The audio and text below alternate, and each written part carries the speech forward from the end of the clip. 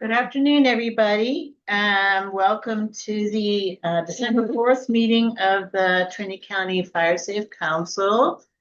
And so we're going to start with introductions, and we'll start with the folks in the room. So to my left is... Hello, this is Skylar Fisher, the Trinity County Fire Safe Council Coordinator with the Trinity County Resource Conservation District.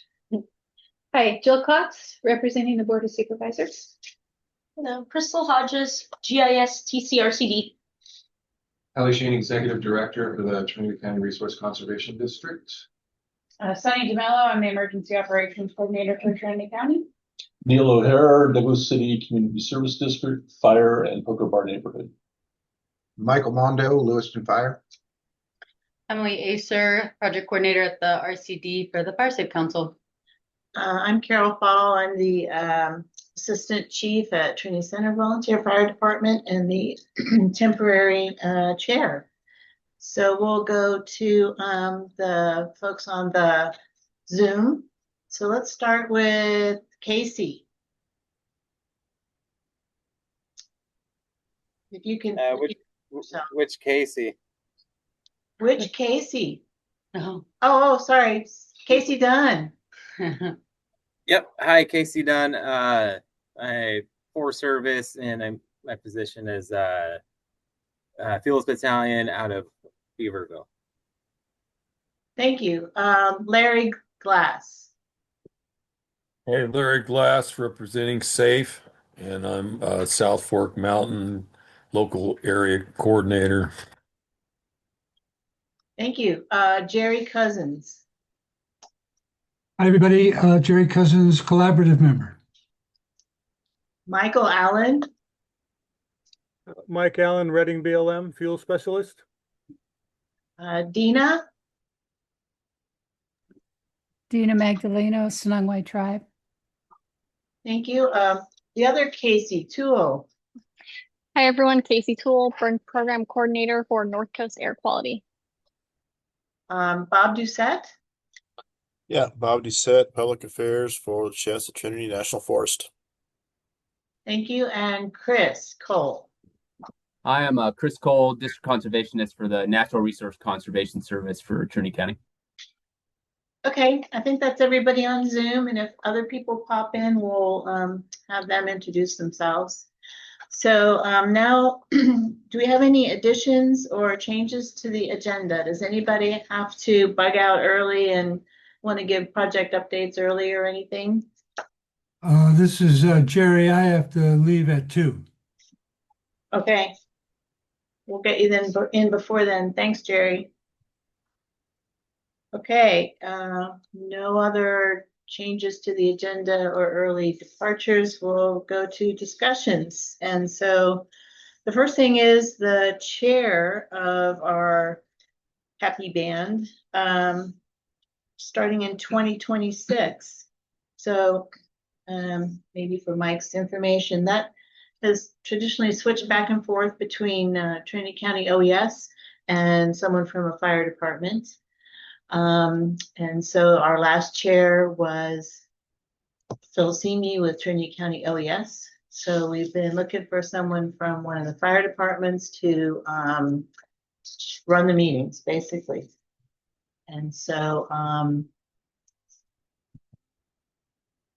you're kind of like been nominated. Yeah, the arm twisting is going on for sure. For now, I don't know what it entails, and I have no idea. So if I could get an update before I commit to anything, I would like, oh, what does it take to do well, this? All you have to do is run meetings and sign things that Skylar says to sign. These things show up without me. She does all the work. Oh, I can probably do it. We'll see. So I'm thinking if the whole group is agreeable, thank you for coming today. You can kind of see how these meetings are run, and then we can talk afterwards. And if you're interested, we can maybe have you start in 26. Sounds solid. Okay. So we don't need a motion and the acclamation, or? Well, I wanted to usually.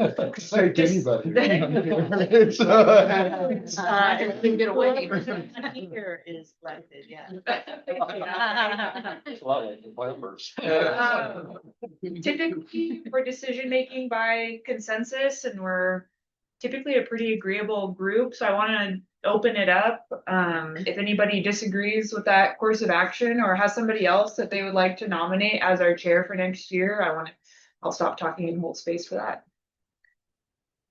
I will say that I've been announcing it at the fire chiefs meetings every month for the last few months, and have not gotten any other takers. So yeah, so if Mike is willing to consider it, that I'm would the be bottom of awesome. the barrel. It's all right. It's all right. Congratulations, Mr. Chairman.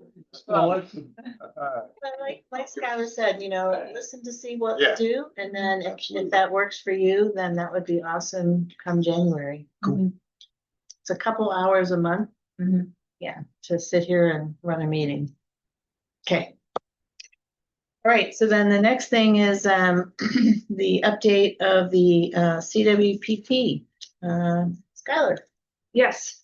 So since our last meeting on our last meeting at the end of October on November 12th, we opened up the Trinity County 2025 update for public review.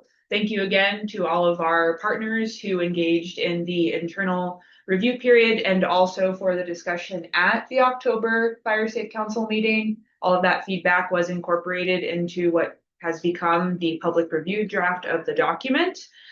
So that has been available since November 12th and will be through December 12th, so next Friday. So far, we've gotten a few comments on it, so I wanted to go over some of the feedback we've heard so far, and then if there was anyone in the room who wanted to provide comment, like in front of a group, wanted to hold space for that. So far, we've held 5 engagements for the CWPP in the form of fun evacuation board game nights. So we'd open up each of the events by saying, hey, we have this planning document open for your review. We have it in the room with us. It's available over Zoom we have it at 5 locations across the county. So at Van Dusen Elementary, at Hayfork Library, at this office, at the Trinity Center Post Office, and at the Burt Ranch Elementary School. And so we've gotten a little bit of feedback between fun board game playing. And so some of the things we've gotten is potentially incorporating waterways onto our maps to better show place. I had a great email discussion with Dina about better incorporating our tribal partners and calling out tribal partners by name within the action plan to better use the CWPP as a tool to connect agencies working on wildfire resilience with tribes on the landscape. We had a discussion at the Ken Palm Xenia board game night about making sure we have the residents are interested in larger projects for wildfire resilience, so larger being larger landscape scale projects. And then at our Weaverville meeting this week, we had specific interest from Timber Ridge, so we had some discussions about fuel reduction and where Timber Ridge is interested in hardening their community. So again, it'll be available through December 12th. If anybody doesn't want to speak right now but has feedback, please feel free to reach out to me over phone, email, or stop by the office, and I'd be happy to talk about it. Anybody have any thoughts about the CWPP? No. I do see before we move on to grants, we have 3 new people. So if you guys wouldn't mind introducing yourself. So Josh Cozine. Josh, do you have the usual I can't talk on the microphone kind of issue? So Josh is a reporter with Trinity Journal. Then we also have Dave DeLang. Dave, do you want to introduce yourself? Sure. My name is Dave DeLang, representing Trinity Public Utilities District. Thank you. And Camila? Hi, I am the forestry advisor with UC Extension. Thank you for attending. Appreciate it. Thank you for having it. Okay, so I think then we'll move on to grants. What we usually try to do is, if anybody knows of any grants that are out there that would help make Trinity County more fire safe or help the fire departments, now's the time to share that information. So anybody know of any upcoming grants? I did see, is it NIFWIF's Forest Health Grants are coming up January 13th? I saw that they're opening, but I don't know what the date is. Okay. I can follow up. And NIFWIF is the National Fish and Wildlife Foundation. Oh, I get 2 points for that. Okay. Okay. So no other money that I know of. It's kind of the quiet time of year. We're waiting for FEMA stuff to potentially open up in February, so we'll let the fire departments and everybody know then. Okay, so then we'll go to Fire Safe Council Coordinator update. Okay, I will keep it short this month. We have submitted renewal applications for our 14 Firewise communities. And as of yesterday, they have all been approved. So we are good to continue to Firewise 2026. Thank you everyone for submitting their Firewise contributions. We're going to be sending out emails next week with the certificates that are good until renewals are due at the end of next year for our Firewise board members, and then also anyone who has reported Firewise contributions and gave an email contact. We just want to share out Firewise as much as we can. And the Friday before Thanksgiving, I attended a Fire Safe Council County Coordinator workshop that was hosted by the California Fire Safe Council and CAL FIRE in Sacramento. There were about 56 counties in attendance, so that was pretty cool to talk to folks from our region and across the state about what they're doing, what we're doing, and kind of learning from each other. And then also we had speakers from CAL FIRE, the Berkeley Fire Lab, about how they've been doing different experiments as CAL FIRE prepares to roll out the new Zone 0 regulations. So they were talking about, for example, a lot of input that they've been receiving is regarding vegetation within the 0 to 5. So they ran an experiment where they had a very hydrated plant up against the structure and a not very hydrated plant up against the structure, and they both ignited at about the same rate. So they're still doing research there. They're still kind of looking into the Zone 0 as they prepare for that new rollout next year. So it was a really great learning opportunity for me. And Jennifer out for that. And that's my update. Okay. Let's see, we have another new attendee. So if you want to introduce yourself. Pat Frost from Trinity Center. Okay. So we have any questions for Skylar about Fire Safe Coordinator stuff? No? Okay. I have a question. So we had our CWPP meeting, evacuation plan meeting, like right before the cutoff. Do you know if those hours, like the last minute hours, get incorporated into what you guys submitted? Oh, we did not include it in the Firewise NFPA. Okay. So we'll figure out how to put those in next year. Okay. NFPA. Yes, National Fire Protection Association. They're the ones that created the Firewise certification program. Okay, so what you're saying is the suggestions that you submitted from your hours. No, so we had submitted ours because it takes the RCD a while to get all the information from all the communities to submit the application to be certified as a Firewise community. So some of the hours that we submitted didn't get submitted by the official deadline. I mean, well, the official deadline is November 22nd, right? Right. But you guys have an earlier deadline just so you have time to process the paperwork. So I was curious about the interim hours. It didn't compromise our status, right? No, it didn't, but I want to get credit for those hours. And how does that credit you? So next year when we apply to renew our firewise certification.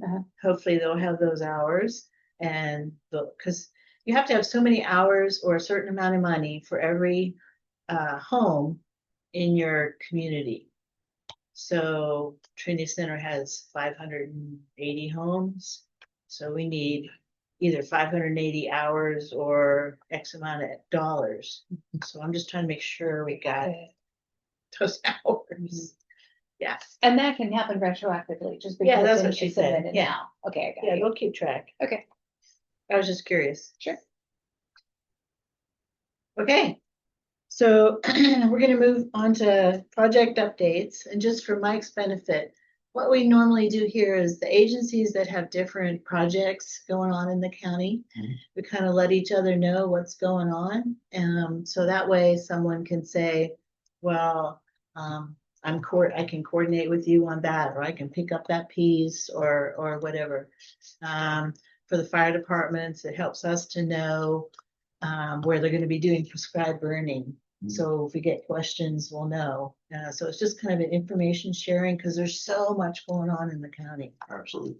So, and normally we go alphabetically, and then every other month we reverse so that the people at the very end aren't always at the very end. Solid. Yeah, fair is fair. So, and we're going to start with the Watershed Research and Training Center, but I don't see anybody from Watershed, right? Nope. Okay, never mind. Nobody from Willow Creek Fire Safe Council. Nobody from Weaverville Fire Department. Nobody from Six Rivers. That means you're up, Casey. What's going on with Shasta Trinity? So I'll speak to the Shasta Trinity out of the Weaverville district. Within the last month or so, we burnt some hand piles out at Trinity Center Airport, and we're waiting for better weather, more favorable weather to do those landing piles over by the KOA. We also finished burning hand piles out at Ridgeville just recently. And with that, we moved and started burning hand piles out at Petty John Mountain around Trinity Dam Boulevard area. Next week, we will be burning out at captains and mariners units. So it's notifications for the Trinity Center and Lewiston folks that are in the room that we'll be doing that next week, starting Monday and also Wednesday as well.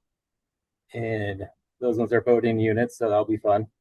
And that should conclude our burning for the month of December, so we can go on into holiday leave, and we'll pick up continue burning in January. That's in the report, unless there's any questions. So when you say the boat-in units, do you guys are you going to access the units by boat to burn? Correct. We do have a boat out at Clark Springs boat launch, and we'll be accessing them from a platform style of boat. Cool.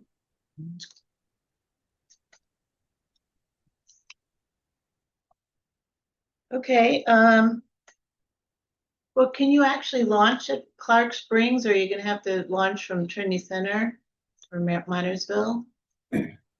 So right now, our rec department that has the boat operator has the boat, I'm understood, already in the water out at Clark Springs. Okay. So unless that's been bad intel, but that's what I've been told. Okay. Cool. Yep. All right. So Camila, UC Cooperative Extension, do you have any report for us? No, not at this moment. Thank you. Okay. Dina? We've been working on getting a NCRP technical assistance grant, and we're informed this week that it's been approved, and what we're going to be working on is firming up our stewardship plans, management plans near the mouth of South Fork at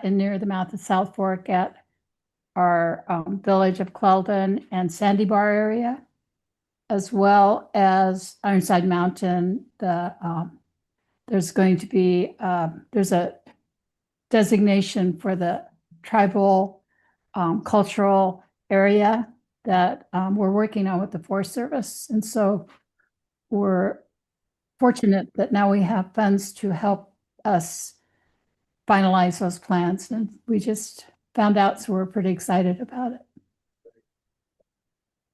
Cool, that's great. Okay, any questions for Dina?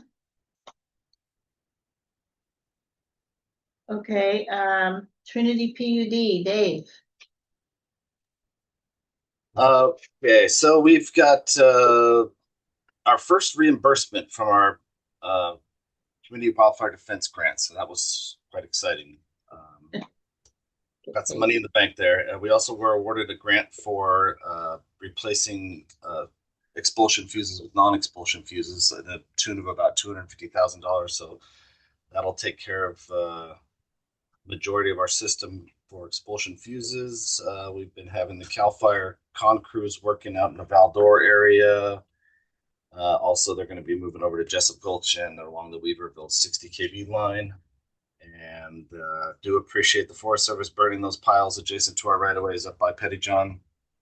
So other than that, don't have much else other than our routine hazard tree abatement trimming is always going on. Do you have any updates on the RAP project? Not at this time. It's still agency. It's still with the agencies. Hey, Dave, this is Kelly. That payment that you received for CWDG, was that just a reimbursement or an advance? We're setting up just purely reimbursement. Very good, thank you. Yep. Any questions for Dave about what PUD is up to? No. Okay. So RCD. That was quick. Let's see. I think it's me, unless Millie or Crystal have anything that they want to start with. I finished up in the schools. I can't remember. I don't think I reported that out last month. I was doing the Firewise education lessons with Douglas City and Junction City. So we finished those up last month. They were a lot of fun. Got some feedback from the teachers for ways we can improve that lesson series. So I'll be working over that over the winter, and that just my other regular projects. So yeah. So your Firewise education lessons include anything about, trying to think if that's on the front and the back end, if this is a smart question or not one. Okay. Do they include anything about prescribed fire? Yeah, they do. Okay. Because that was part of our discussion yesterday at the community forest meeting. And so as we were kind of having that talk, Keith was texting me saying, that's really important to increase education in any way that we can. So I'm glad you're hitting that with students. Yeah. During one of our lessons, we talk about like what firefighters do, both in wildfires and then in prescribed fires, the different types of prescribed fires. Then we typically touch on like indigenous use of fire, specifically in a historical context recently, but something that we're wanting to expand on because the students already have that as like a curriculum requirement for the age groups that I'm teaching. So a lot of what I have been teaching, it seems to be a bit reiterative of what they're already teaching. So it's just helping the students really like hammer it into them about it. So is there the concept where when we have to put up with a little bit of smoke in the air on those days and we're doing our part by being cooperative and not complaining about that? Is that part of your curriculum too? I try to talk to kids about it a little bit, but a lot of it is, 3rd through 6th grade is what we typically teach. So they don't typically complain to me about smoke too much. So No, they don't. But even like fifth and sixth graders, they can take that information home, sending it For back sure. to the hive. For sure. We send a lot of resources home with the kids as well. Like we make up go bags that has resources for parents in them so that they can read through pamphlets and things like that. So Yeah. we do encourage them a lot, like after lessons, being like, what are you guys going to go home and talk to your guardians about? You know, Yeah. that kind of thing. Nice. So Cool. yeah, Thank you. the kids really enjoy it. It's a lot of fun. Very good. Anything, Crystal? Just continuing to work on the Weaverville fuel break project with Forest Health. And I think that's pretty much it that'd be relevant to this meeting. Good. Okay. I have a somewhat dated report from Gracie Valinsky, our program manager for fuels. Community chipping is completed. We had 102 landowners and 900 piles chipped, which is pretty good for fall. And I know that the Watershed Research and Training Center had done a concurrent shipping program push that during that same period of time towards the end of October and into November. So I'd like to see all that done and have really good response from the community for that.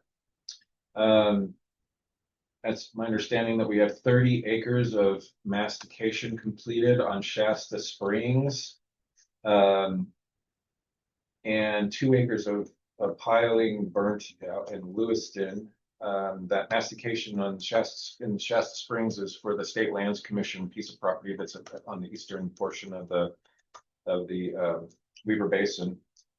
So we kind of it's like a mascot version of a piece of the Weaverville Community Forest that we've been working with the State Lands Commission on.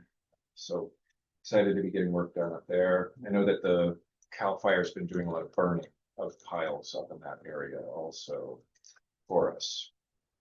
Let's see.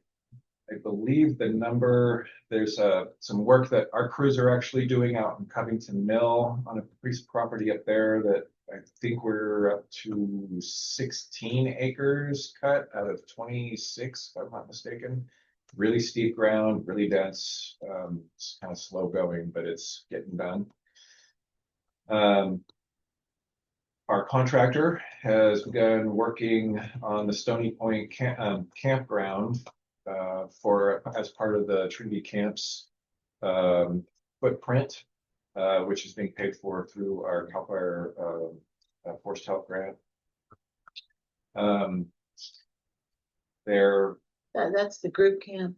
Yes. Okay. Correct.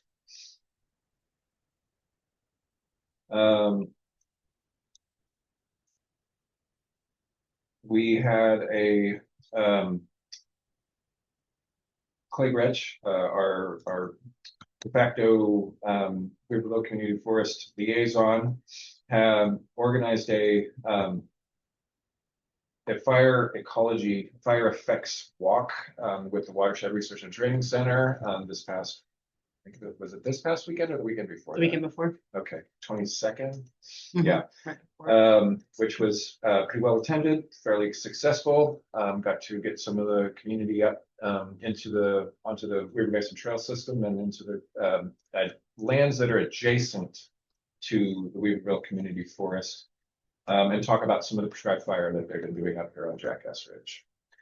And then I wanted to give also an update on McConnell Foundation project, which is largely up in the Covington Mill Training Center area, as well as in various locations around Weaverville. I had a meeting this morning with our insurer. McConnell Foundation has put some fairly stringent requirements on us for our liability insurance, and it's been kind of a bit of a thing to get that in order because it's above and beyond what we normally do to insure that project.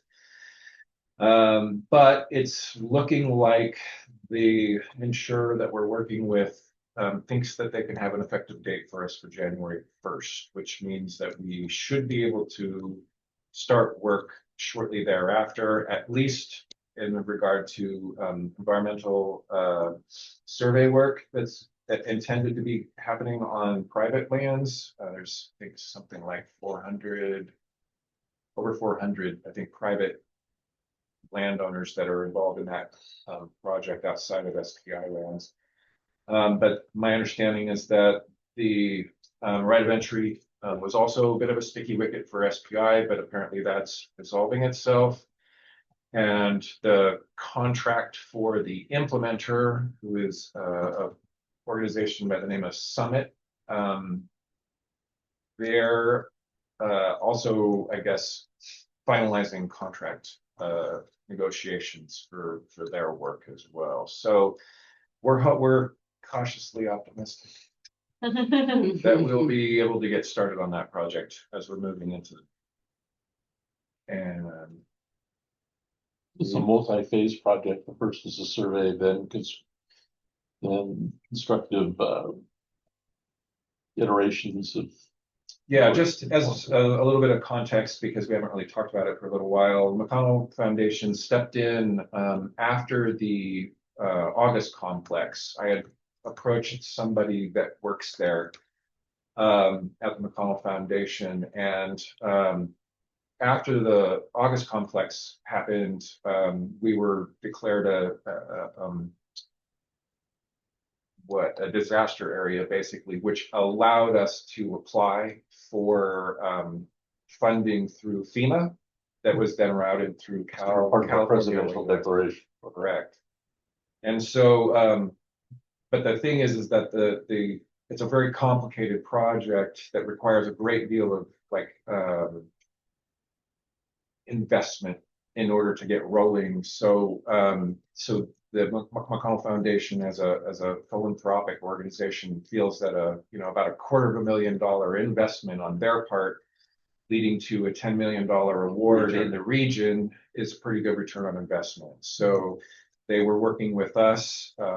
They have also two other projects, one that was related to the car fire, and then another one that I think was I can't remember. It's a different part of Shasta County, I believe. So we were the third that they sort of stepped up in order to help a local entity to get sort of a lot of that money coming into the region so that we can get a project together. But it has also had a great deal of strings attached. Does their 250 count against your 25% that you have to put in for a FEMA grant?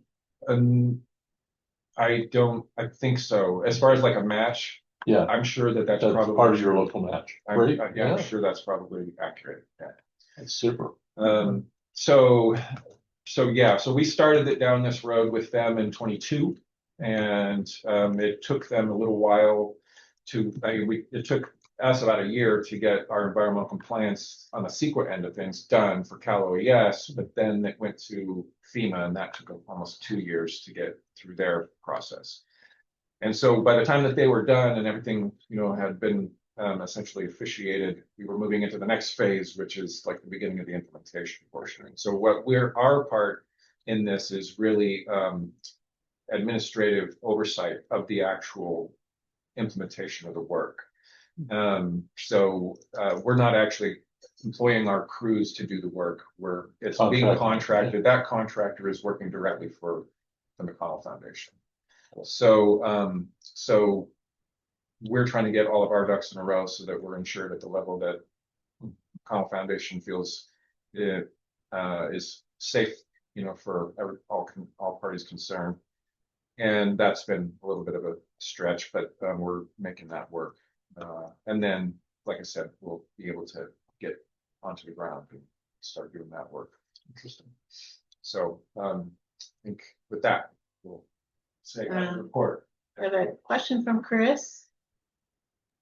Hey, I was just wondering what is the work plan to start in the North Lake until it's potentially snowed out, and then they would move to the Weaverville area, or what's the plan for the implementation? Yeah, thanks, Chris. Yeah, the timeline on that, there was an extension on the original agreement, which was supposed to expire in July of 26. They got a 1-year extension, which will allow the contractor to get a whole heck of a lot more work done. We're expecting that the project's going to be a total of about 4,100 acres of treatment and done in about a year and a half. And that's correct. The intent is that as far as the implementation portion of it, that will be getting started as soon as possible, and weather allowing, with the intent being that we sort of work out all of our kinks on the SPI land, and they're aware of that. So, so as far as like how we actually get the movement, between the implementer and us as the administrator, kind of all the kinks worked out of that for, say, 3 or 4 weeks before moving on to actual private lands. I know that there's a lot of folks that are chomping at the bit to get their work done around their homes and in our neighborhoods, but we want to make sure that we have all of our workflow kind of identified and make sure that we're working smoothly together and get everything kind of like a well-oiled machine before we get into the more nitty-gritty parts of working in people's yards, so and on people's lands. So the intent then is that we have until basically July 11th would be our like final day, but we expect that the implementation will be done in advance of that, with reporting to finish out the project in June and July of 27. This is Dina Magdaleno, and you brought up something that we keep running into, and just asking the group generally is like, insurance is so difficult. Is there's some way that we can help each other with these insurance issues, or how like each project faces its own mountain, and I'm just wondering how we can help each other resolve these insurance issues. From our perspective, one of the big hurdles that we've had with regard to this has to do with the fact that we're insured through a JPA, Joint Powers Authority, called the Special Districts Risk Management Authority, and they help special districts throughout the state of all different kinds to be able to, meet their liability and property insurance needs, as well as workers' comp and things of that nature. So we got on board with the actual implementation phase a little bit after our fiscal year started, and they weren't able to basically make modifications to our policy after the beginning, which was at the beginning of that cycle, which was July 1st. And so we've been having to look into private insurance, and that acquiring private insurance, even one that's very familiar, like we went with the same company that McConnell Foundation is insured through, and Vestra, our subcontractor on the environmental compliance side of things, they went through some of the same rigmarole to get their insurance in order, but because they're both essentially nonprofits or private corporations, it was kind of a simpler process. Because we're a public entity, that's a little bit different for them. They're not used to working with a public agency, so their underwriters have had to look very closely at our contracting, who's doing what, who's sub to who, and so that piece has made things a little bit more complicated in this process. But because they already have that working relationship with 2 other entities that are working on the same project, they at least have that background. So it is moving forward.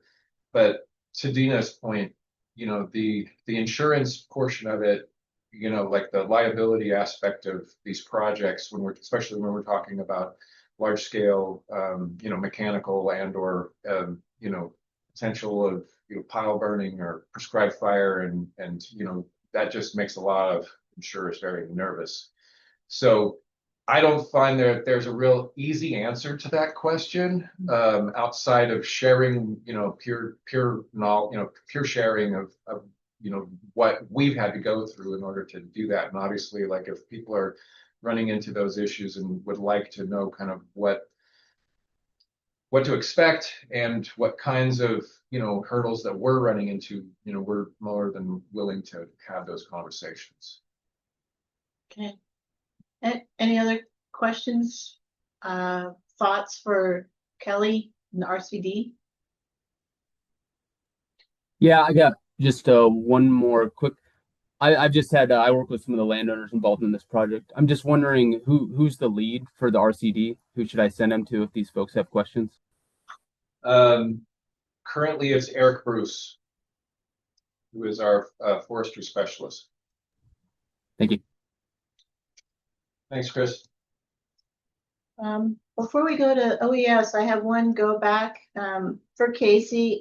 Thanks for hanging in there. Do you know what the status is of the project along Rainier Road, Mule Creek Road? Are they logging yet? Are the loggers, the masticators, all that equipment in there yet? I believe they have started with the timber operations, but I haven't been out there to to check it out myself. I know we're starting with fuels reduction out there starting Friday this week. Okay, so and who's doing the fuel reduction? Is that the masticators, or is there also hand crews out there? We'll have a little combination of everything. It'll be like, for the most part, forest account. So we'll have forest employees out there hand cutting and with Forest Service equipment, making machine piles out there. So that's all developing as we're moving along with that. Okay, Jerry, do you have a question? Just a comment. I took a ride out to Hayward Flat Campground the other day, and there's just tons and tons of log trucks coming out of Rainier Road. Some going into Weaverville and others turning down Rush Creek, probably going into the valley to SPI. So they're aggressively logging up there right now.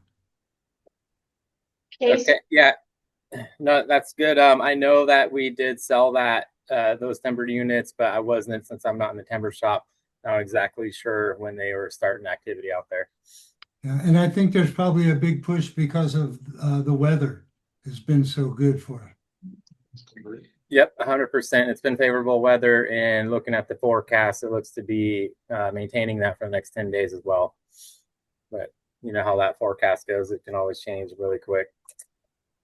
At the field trip on the 18th, 19th, they were talking about the log trucks coming in Long Canyon Road and going out Rainier Road to minimize disruptions to that neighborhood. Do you have any idea if that's the case or who I would check with? I could get back to you about that, and I'll tie in with the timber shop and see if they actually do have a one-way system going with that operation. It does make sense to me. Yeah, it's a pretty skinny little road to meet a log truck on. So, okay. Yep. Thank you for the go back. Yep. Okay, Sunny, Trinity County OES. Our biggest update for this group is through these winter months while we're, in the rainy season, we'll be working on updating our emergency operations plan for the county. It hasn't been updated for 5 years, so it's time to do that. So that'll be my first big project, is working on that and have that for the disaster council hopefully before spring and summer hit us next year. And then the only other thing is I wanted to make sure that everybody knows that I am still doing 2 jobs. For those of you who don't know, I was the emergency preparedness coordinator for public health, and I'm still in that role also. Hopefully not for much longer, but hopefully another month or so while they're working on recruiting and backfilling positions. End of report. Any questions for Sunny? I have a plea that maybe they work on the operation plan for the sirens before fire season I don't know, this spring.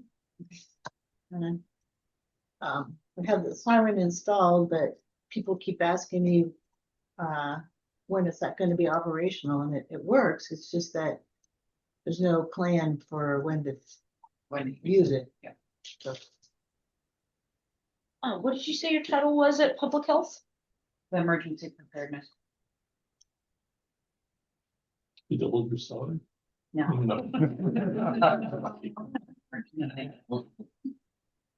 but we're glad to see you as the new emergencies. I always called Bill the emergency operations manager. They changed the title. Oh, well, okay. and they changed the process. So I am not a manager. I am a coordinator, and I will have the opportunity to promote into management eventually. But that's just to be able to allow this position to learn the program a little bit better and grow with it with Liz and Arena before that management status. So yeah, it is a different title.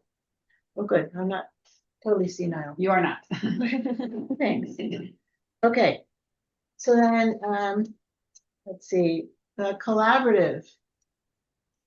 Jerry, I could start. I don't have much to report, but I will invite other collaborative members to chime in soon. I did want to just let you know that on the cameras, we asked at the last collaborative meeting for an update on the 2 remaining cameras. And this morning I pushed again, and I did find out that the Bonanza King camera still needs a letter to the file written by Ben Sundahl, which was originally asked at least 7 weeks ago and maybe late last spring. And so we're still waiting for that. And then the Ironside Mountain is with special uses, and they're working directly with Velocity. I've asked who special uses is, who's a person. I've not received a response about that. So that's all I know about cameras. Someone described it as kind of like a Groundhog Day. It just keeps coming back with the same answer over and over again. So, deja vu all over again. yeah, that's the story. So any other collaborative members just want to chime in? Otherwise, that's all I have. Larry? I've got nothing to add to what Jerry said. I will say Pat and I went to the, along with Bob Morris, to the field tour of the early implementation of the North Trinity County Communities Risk Reduction Project. That's the Long Canyon, Mule Creek, Rainier Road, fuel break and timber harvest. And essentially it was kind of like, here's what we're doing, but we're already doing it all, so can't really change much. Right? Yeah. Because there was some concern about the canopy level closure, but and the access roads, but it's kind of like it's already cranking along. It's kind of like a throwback to how things used to be. Yeah. Yeah. But I also will share my trip to Hayward Flat Campground. I was really surprised at how good it looks. Good to know. Thank you. Yeah. Yeah. Okay, so that's the collaborative board of supervisors. As of Monday, the 8 draft community plans are out, final drafts. So those are there for your review. Do you know how long the review period is? I don't. I was looking for that on the 2050 website and I've not seen it readily. If I find it, I'll tell you. It's pretty classic for big time consultants to put that kind of thing out between Thanksgiving and New Year's when people are focused on other things. Yep. So I don't know that I would look at it as though something like that was intentional. I think they're just pushing things out as they can get them done as quickly as possible. But if you would like to see a review period extended because of the holidays, be happy to ask for that. We'll find out, I'll find out what the We'll see what it period is, is. and if need be, Mhm. suggest that it be extended. Sure. And I forgot to tell Mike, so when Jerry was talking about the cameras, he's talking about adding the alert wildfire cameras. So that we can better Spot things spot. in those start. two locations. Yeah, because Got right now there aren't any north of 299 in the Mhm. county. So we're trying to get one in Trinity Center and one at Bonanza King, and they would look back towards Lewiston. Awesome. Yeah. Okay. All right. So Trinity Center Fire Department, the only thing I would add is that we did the evacuation game night. It was a lot of fun. Pat and I think that we are relatively prepared for a wildfire, and we're like, oh, we forgot this. We didn't think about that. So, yeah, I would encourage you to keep doing that because it really had people thinking.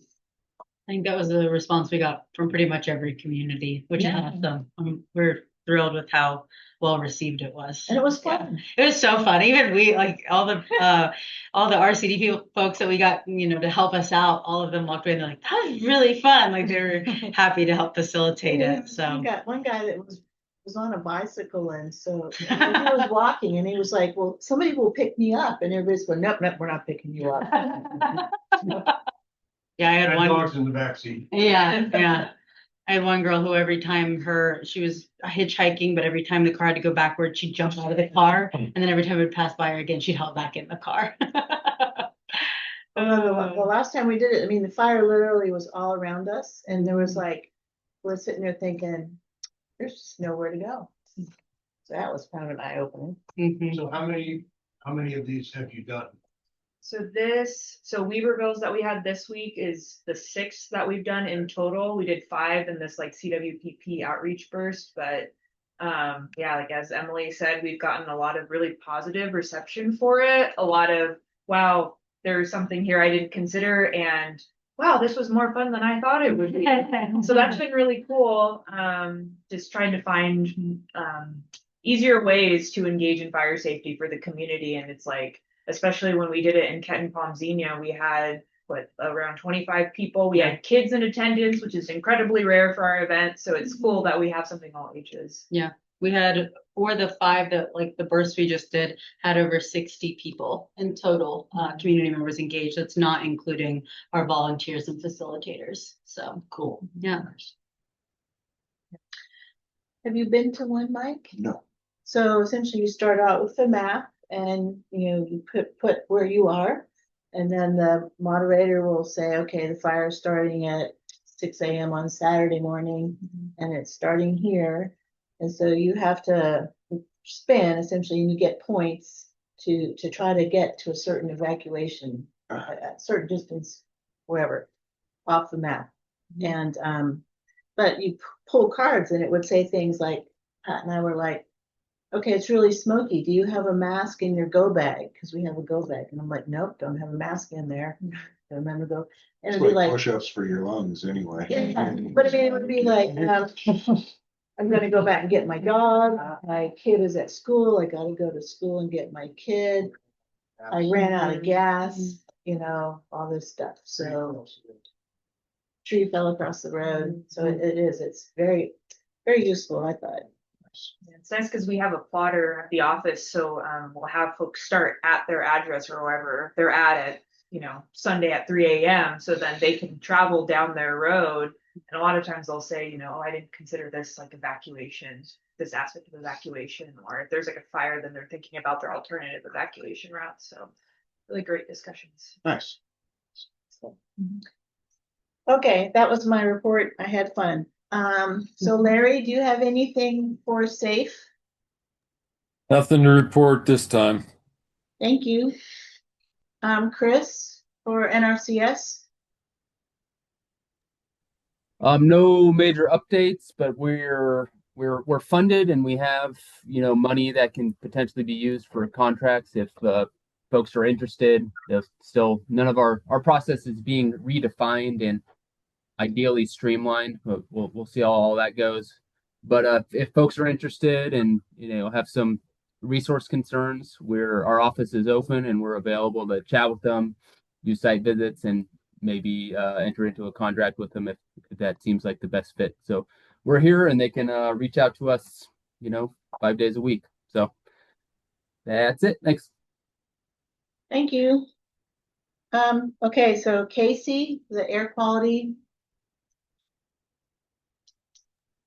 Hi guys. Don't really have too much to update you on. I will say it is definitely busy with prescribed burning across our air district. Just kind of shout out to all of our burners. I authorized over 6,000 acres last month, which is a record for our district. So a lot of prescribed burning going on out there, across our 3 counties, which is great. And I got the email this morning about renewing my burn permit, so you're sending out those renewal reminders?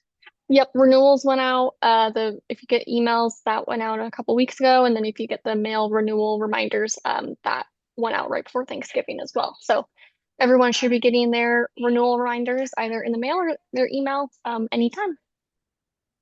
Great. Any questions for Casey? Okay. Lewiston Fire Department, you guys have any announcements? We don't really have anything going on. We're just training and doing things and Providing the new chair to this committee. yeah. So no, ma'am. Okay. Let's see. Well, you have a new chief. You have Chuck, right? Replacing Mel, who's still around but retiring. Yeah. Well, yeah, he's stayed on as an administrative captain. And so he's helping out with paperwork and all of the things that, that need to be learned. And yeah, so he's around and doing it. And Chuck is there doing it. I'm there doing it. We've got a pretty good cadre of younger folks coming around. We had a really good influx of people about 8 months ago. And so hopefully in a couple of months, we will have more than 2 operators. Yes. That's Yeah, I mean, the fire department's just had a big driver operator training. Yep, absolutely. There were a bunch of people that, because that's a 40-hour course. Yeah. We had four people come through that from Lewiston, so that will be a weight off of our current operator's shoulders in a few months once they're qualified. Yes. So, because yeah, trust me, you don't want old farts like me being the only people who can drive the big fire engines. Okay, so we got nobody from Caltrans, nobody from Cal Fire. Been a while. No. Yeah. Okay, is Mike still there? Mike, BLM, last but not least. I am still here. Thank you. Good to see you guys again. So just to give you an update, as burning wise, we are burning in Trinity County today, Reading Indian Creek Unit A. We got about 5 acres accomplished there. It's been a little dry, so we need a little bit of weather to really start getting after it again.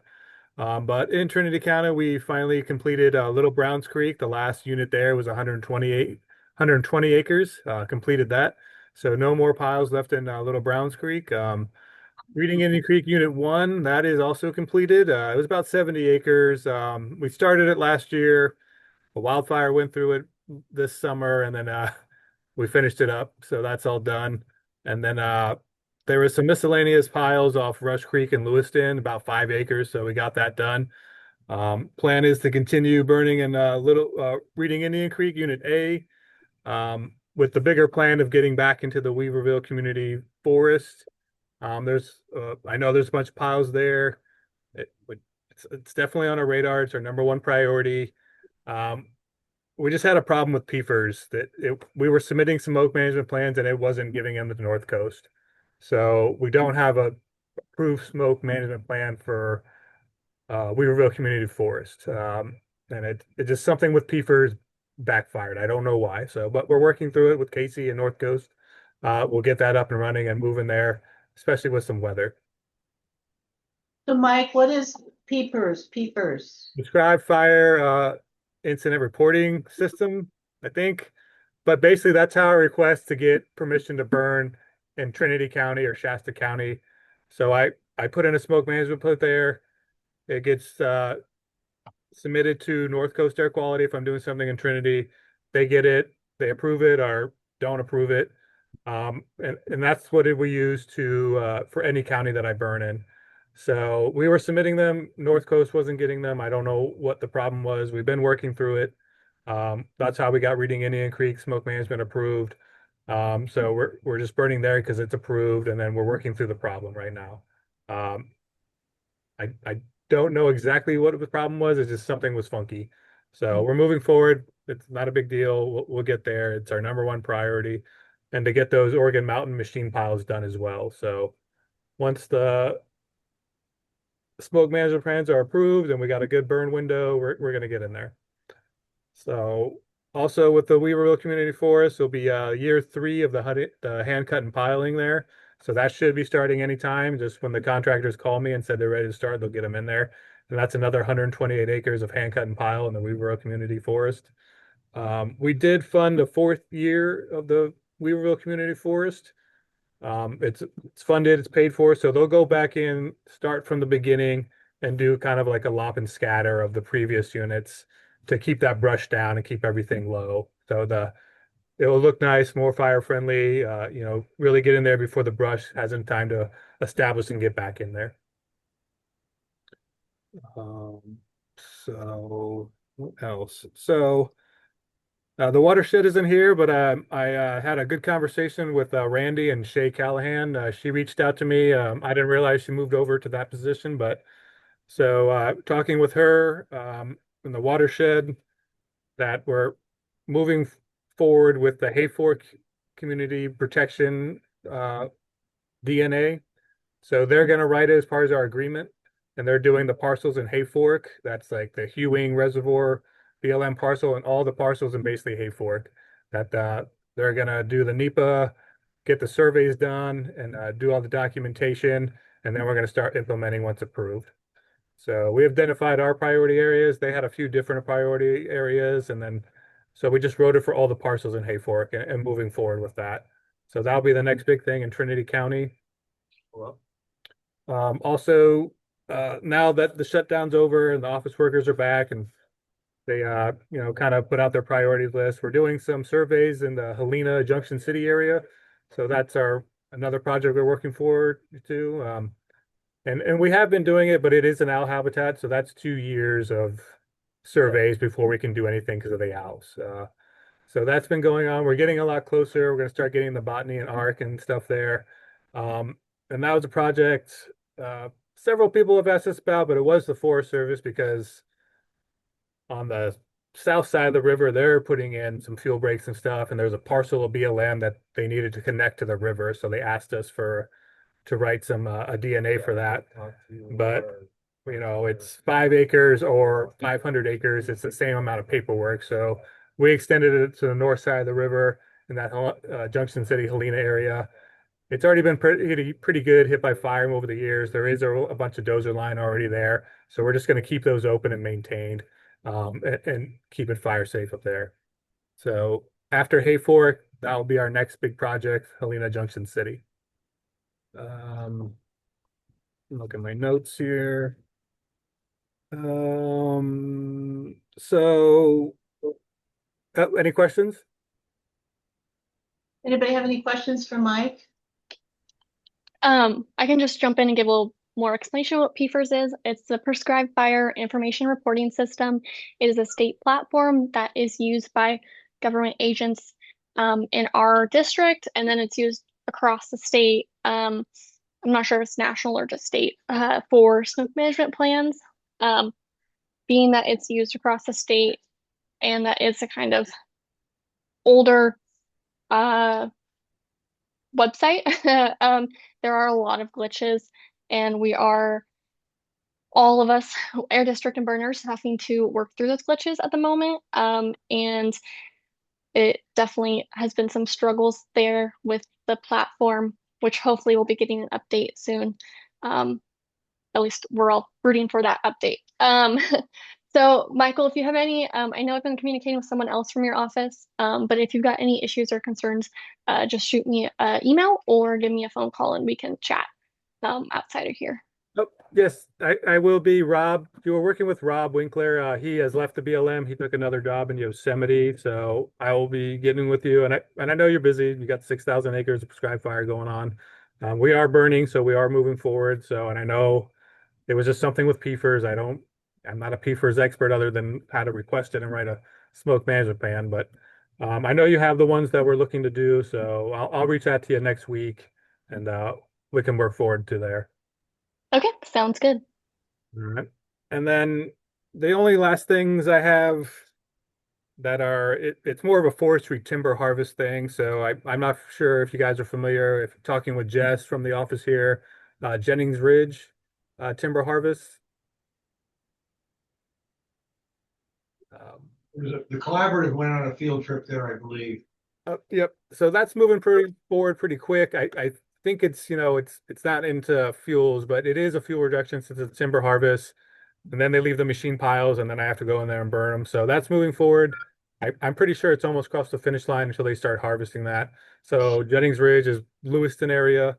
So that will be like a fuel reduction for that area.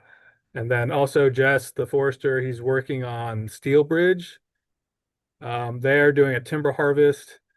We did ask him to do Poker Bar Road. And I believe he is going to incorporate the road down from 299 down to the residents there. And that's something that's been asked for us for a while now, to remove all that hazardous fuel. It's a one way in, one way out, and I get that. But just how with the road and everything, it was more of just a timber harvest. We asked them if we can just throw that in there. I believe that they are going to do it. We sent them a map. Said this road, a lot of dead timber needs to be plucked out of there. So he's working on that. I believe it's going to happen sometime here in the future. I don't know exactly because timber and fuels are different, because they have to sell that land for harvesting. It kind of pays for itself as far as I understand. So that is in the house to start happening to get the NEPA and the timber harvest sale going. If that makes sense. So those are the two timber harvests. It's in Trinity County. It is a fuel. It does take fuel out of there, but it is a timber harvest project. So once they leave the piles behind that they don't want to, that they don't need, then I come in and burn them. So that's where I come in. But those things are happening, and it's good for the community. So that's the end of my report. If you guys have any questions, just let me know. Neil, is that your neck of the woods? Yeah, it sounds great. I know that there's been work done by the fire hand crews and by BLM in the past and RCD in the past, but it seems like every winter it disappears under the brush and the slag that was left behind. So I'm looking forward to getting that out of there. Yep. Yeah, no problems. We're looking forward to it as well. I know that's been an area of concern for that community, and we've been wanting to do some there, and it's been on our program of work. And great, just like any organizations, we're understaffed, so we kind of asked politely if they could just slide that piece in, and he said he would. So just to get it off because it is, yeah, it's a timber harvest thing, and yeah, so no big deal. So appreciate it. Appreciate you guys' time, and then I'm always an email away if you need anything or want any information. So don't hesitate to reach out if you guys need anything. Great, thank you. Okay, I think that's the end of project updates. So last thing, do you guys have any discussion items that you want to put on the agenda for the next meeting? If you think of anything, just email Skylar. The next meeting is January 22nd. Best meeting of the month. Best meeting of the month. Before we end, we were just joined by Sophia Sadie. Oh, hey Sophia. Did you want to give us a update on anything that the Watershed Center is doing? Hi everyone. Sorry for my extreme tardiness. I do have a couple of updates, just mostly about hiring that our team is doing. The forestry and wild crews are starting hiring for the upcoming 2026 season. We also did hire an archaeologist we're excited about, who's already hitting the ground running. So that's an exciting development over at the Watershed Center. Our fuels crews are winding down. Mostly you all know what they're up to, doing a lot in the first 48 in Ruth at the moment. And our forester, John Cluck, has a timber sale going in the pilot project. So they're starting some logging over there. And we're hoping to do a little bit more work in High Palm private lands before the end of the season, just taking advantage of this dry weather before we get the shift and have to shut it down. And lastly, we do have another hire, Joe Nicholas, who is kind of taking the lead on that land tender project that's been happening for a while. So I will probably get in touch with Skylar here shortly, make sure you guys are connected. We're looking forward to running some of those CWPP Upper Trinity shapes through that land tender program with support from Joe. And that is my quick update. Thanks for fitting me in right at the end here, everyone. Sorry I missed you. Thanks for adding that. Okay, so if there's nothing else for the good of the group. I do have a quick go back. Oh, sorry, Casey. It's all right. I just remembered when Jerry Cousins was talking and mentioned Ben Sundel. So he's been on a ranger detail and has accepted a ranger job out of Shasta Lake. So the ranger for the west side is solely Tara Jones. Okay. So does Tara have a deputy district ranger then? Because he was kind of filling that slot. No, so I haven't heard any rumors or anything about filling behind him. So right now it's just going to be her. Okay. Busy person. Okay. Thanks, Casey. Next meeting, January 22nd? Yes, next meeting, January Thank you. 22nd. Okay. Okay, thanks, everybody. See ya in January. Happy holidays. Happy